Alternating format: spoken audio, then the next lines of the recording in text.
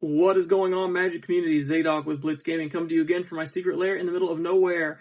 A bit of a different video for you today, as I wanted to look at one of the Commander precons from the upcoming Secrets of Strixhaven set.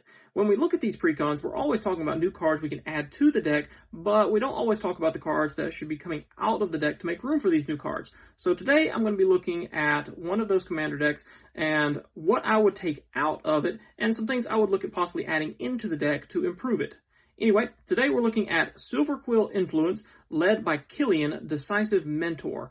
This is a Aura's Goad deck. I think it's a really cool, really interesting way to play a game, real politicky in some ways, but also it's really forcing combat on your opponents. And there are some cards I just don't think really jive well with this game plan. That being said, here are my top 4 cards to take out of the deck. First one we're looking at is going to be Nils, Discipline Enforcer. Nils is a fine card for a politics commander, but he does nothing for your enchantments, your auras, any of that sort of thing. So me personally, I would be removing him so I could focus more heavily on the enchantment strategy of the deck.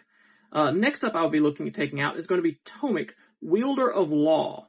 He has a affinity for planeswalkers, which is something that there are no planeswalkers in the deck, so why have him in there? Doesn't make a lot of sense to me. And yes, he does drain your opponents whenever they swing at you, but it's a real slow drain, and he dies to creature removal like everything else. So I would personally be taking him out as well. The next thing I would be looking at taking out is going to be Keen Duelist. In my opinion, it's a card that's fine for if you're going to be running a real heavy life drain strategy, but in this regard, you're going to be giving one of your opponents an extra card every turn, and you don't want to be doing that. Especially in a deck like this here where they're going to be looking for removal from your auras, your enchantments, so they don't have to be goaded anymore. Finally, I'll be looking at taking out Secret Rendezvous. Secret Rendezvous, similar to Keen Duelist, it's giving an opponent extra cards. Sure, you're getting 3 extra cards, but I do not want to be giving my opponents 3 extra cards every single turn. It just does not work for me. I want their hands to be bare as much as possible. That way they can't find the answers they need to get rid of what I'm doing. That being said, here are some cards I would look at adding into the deck to replace those that you're taking out.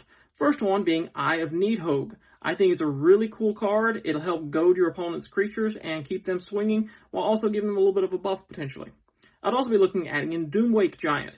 Hopefully you're going to be playing a lot of enchantments out, and this would be a way, if possible, to clear the board if need be. I would also be looking at running Phyrexian Arena to up your card draw. Yes, it costs you a life, but it's going to give you some extra card draw, and I think that's going to be the payoff for more cards is well worth the extra life.